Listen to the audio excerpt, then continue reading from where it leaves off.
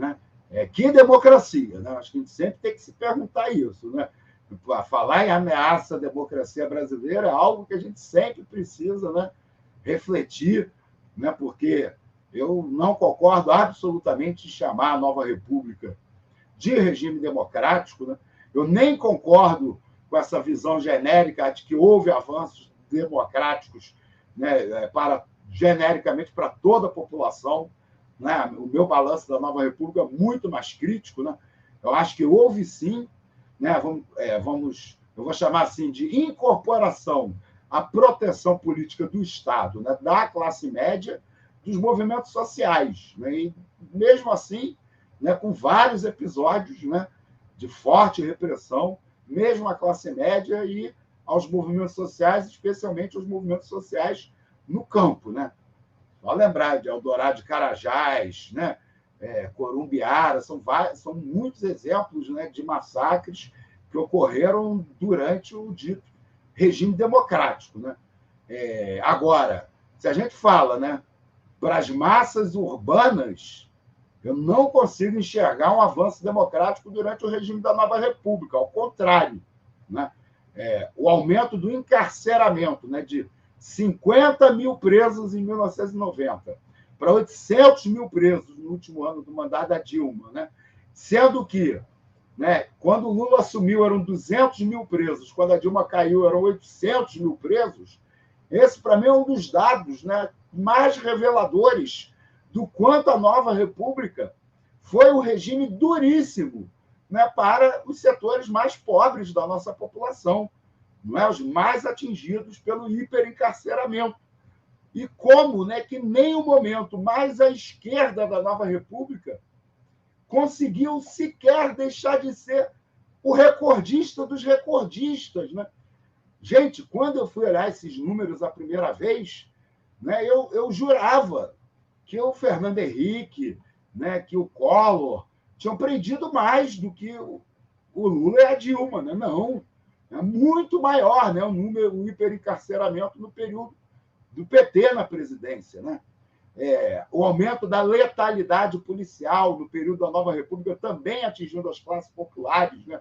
Então, acho que, inclusive, essa percepção, né, se o Brasil é democrático ou não, e aí, logicamente, a percepção sobre o que significaria o fascismo do Bolsonaro, né, acho que varia muito em função das classes sociais no país, né, inclusive do território que você mora, numa cidade, né?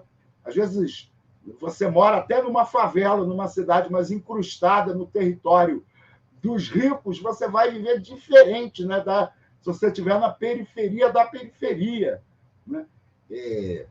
Então, por exemplo, né, uma coisa que eu questionei muito na campanha eleitoral, como é que você sobe numa favela e fala que existe uma ameaça fascista no Brasil? Você vai dizer o quê na favela? Olha, na época, né, a disputa com o Bolsonaro. Se o Bolsonaro for eleito, o fascismo vai chegar. Então, a polícia vai subir na favela atirando, vai matar sem perguntar, entendeu? Os filhos de vocês vão ser presos em massa. Porra, percebe? Né? Eu acho que é importante assim, a gente olhar, né, entender que a Nova República não foi o mesmo regime para todas as classes sociais no Brasil, né? O fascismo, a ameaça fascista, ela não atinge todas as classes sociais do Brasil da mesma maneira. Os trabalhadores mais pobres no Brasil, quando que eles viveram sobre algo diferente do estado de exceção?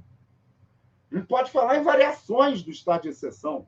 O estado de exceção imposto pelo regime empresarial militar, o estado de exceção imposto pelo tráfico de drogas, o estado de exceção imposto pelas milícias, e o estado de exceção imposto pela Nova República, né? Por exemplo, com as UPPs, né? E as operações de garantia da lei da ordem, né? Que estabeleceram, imagina, o PP, você tinha a situação do pai de família ter que pedir autorização para fazer festa de criança na favela. Então, você, classe média, você consegue se imaginar indo lá no batalhão? Olha, major, semana que vem eu vou fazer aniversário do meu filho lá no playground, tá? Aí o major vira para mas não pode tocar funk, não. Se tocar funk, eu vou lá e vou acabar com o aniversário do teu filho. Pô, corte de cabelo nas comunidades sendo controlado pela polícia militar. Isso aí não é Bolsonaro, não, gente. É antes, né? Então, assim, eu acho que sempre, né, esse debate sobre, né, as ameaças à democracia brasileira, primeiro tem que começar com essa crítica, né? Que democracia? Que ameaças são essas, né? E a ameaça, né, de endurecimento maior ainda do regime, né? E aí, eu acho que no final das contas é a ameaça de fechar para a classe média, né, de fechar, né, para os movimentos sociais, para os partidos políticos, né, quem esteve nessa bolha, né, de democracia da nova república perder esse espaço político. A maior ameaça não vem, né, da ideologia A, B ou C, né, vem de qual vai ser o programa político-econômico que vai ser implementado no país. Não é? Sem uma política de reversão da crise social profunda que nós estamos vivendo, é impossível, né, um governo não endurecer ainda mais, especialmente, né, com os setores populares. Impossível. Né? Quem governar o Brasil sem enfrentar o capital, sem enfrentar o imperialismo, vai enfrentar o povo. E se isso foi verdade no primeiro período do PT na presidência, vai ser mais verdade ainda agora. Mais verdade ainda agora. Né? Em que o pouco espaço, né, que se existia para políticas compensatórias está reduzido. Né? Então, a maior ameaça, né, é a gente continuar, né, com a classe trabalhadora nas cordas, né, sem autonomia, sem a construção, né, de movimentos vigorosos, né, que entendam, né, que o que divide a sociedade não são personalidades, não são nem siglas partidárias, né, são coisas mais concretas, né, são as disputas programáticas, as disputas de modelo econômico, né, são as divergências, as diferenças entre o capital e o trabalho, ou seja, a velha e boa luta de classes é o que faz, né, as diferenças fundamentais na nossa sociedade. Né? E hoje, né, mais do que em qualquer momento, desde a redemocratização, né, dizer, né, que vou governar para todos, vou buscar, né, a reconciliação nacional, né? Isso tudo é conversa fiada, né, de quem está aí se preparando, né, para voltar para o governo com um porrete ainda maior.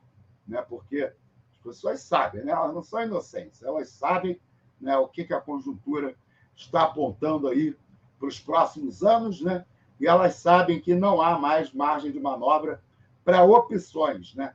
Ou se enfrenta o capital, né, e se enfrenta tanto as condições estruturais, né, de reprodução da desigualdade social no país e também, né, de produção do colapso ambiental, né, a contribuição brasileira, ou se enfrenta o capital ou não se transforma essas questões. Né? E, no momento atual, sem margem de manobra, né, para tentar... Né? E vejam só, né, mesmo com a margem de manobra do primeiro período do PT no governo, né, o Estado brasileiro precisou prender mais e matar mais para manter o controle, né, e perdeu o controle no final, né, com, né, as amplas mobilizações de massa, né, que alguns petistas insistem, né, uns interpretam que aquilo ali foi tudo conspiração da CIA, guerra híbrida, né, para derrubar o governo da esquerda e tal. Né? Outro dia, eu estava assistindo um programa aí dos petistas que eles já estavam dizendo, inclusive, que o maio de 68 foi guerra híbrida da CIA contra o Charles de Gaulle. Né? Eu mudei de canal antes que eles começassem a dizer que a Revolução Russa foi guerra híbrida da Alemanha contra o Império Czarista, né? Que a Revolução Francesa foi guerra híbrida da Inglaterra contra a monarquia francesa. Né? Eu tenho um entendimento totalmente diferente da história.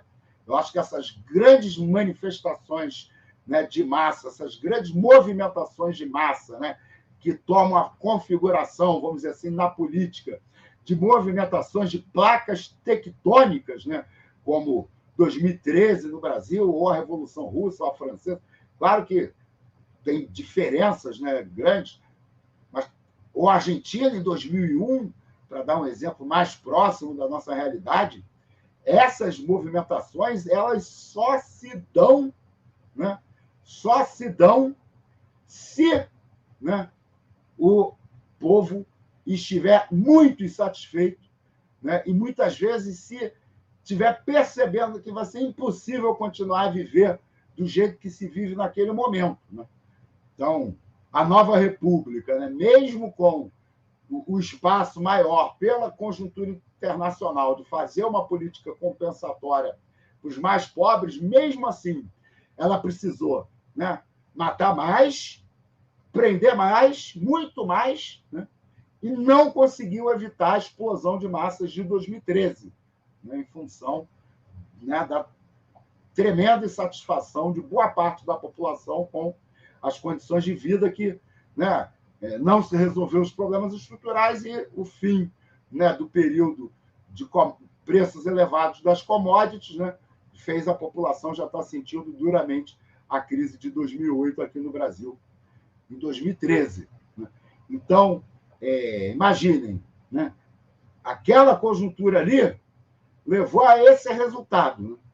A conjuntura futura, né, evidentemente que ela está trazendo muito menos espaço para qualquer conciliação, né? E aí, né, a gente, na minha opinião, pelo menos, né, a maior ameaça, né, à democracia brasileira é, né, a falta de perspectiva, né, de um programa político vitorioso, né, que vá na direção, né, de fazer as mudanças estruturais que a nossa sociedade precisa, né?